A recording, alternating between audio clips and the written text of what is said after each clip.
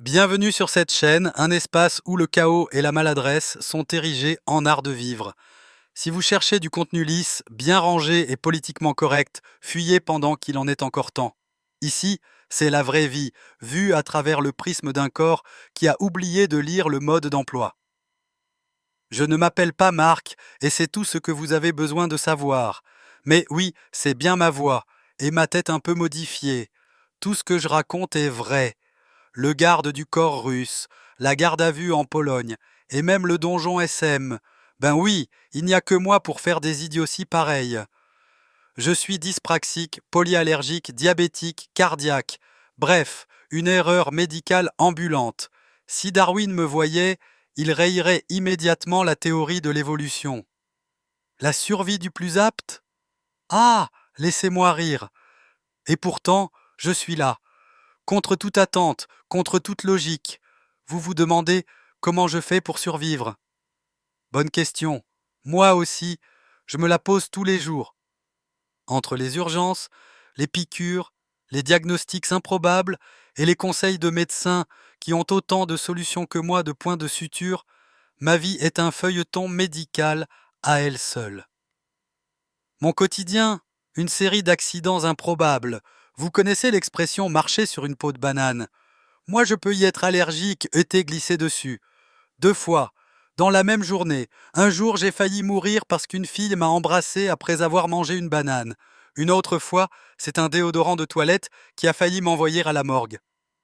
Oui, la vie est un film comique, mais en version réaliste et avec des risques mortels. Ah, et pour ajouter un peu de piment à l'ensemble, j'ai aussi un sens de l'orientation catastrophique, genre me perdre dans mon propre immeuble.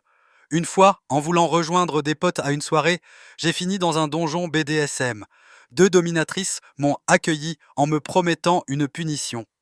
Heureusement qu'un client est arrivé à ce moment-là, sinon je serais peut-être encore enchaîné quelque part.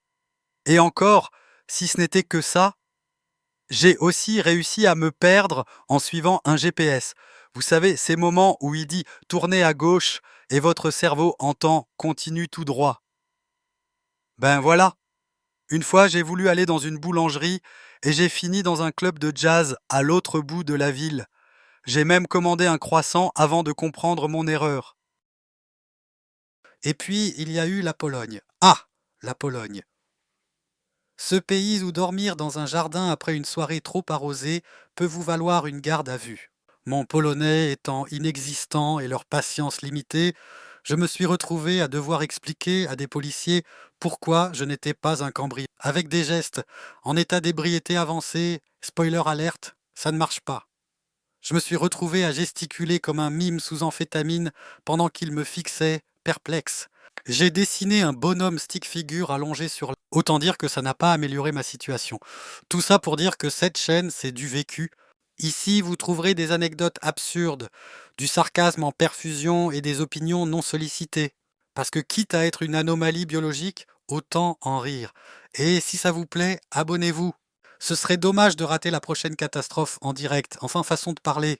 On évite le direct. J'ai une fâcheuse tendance à déclencher des incendies involontaires.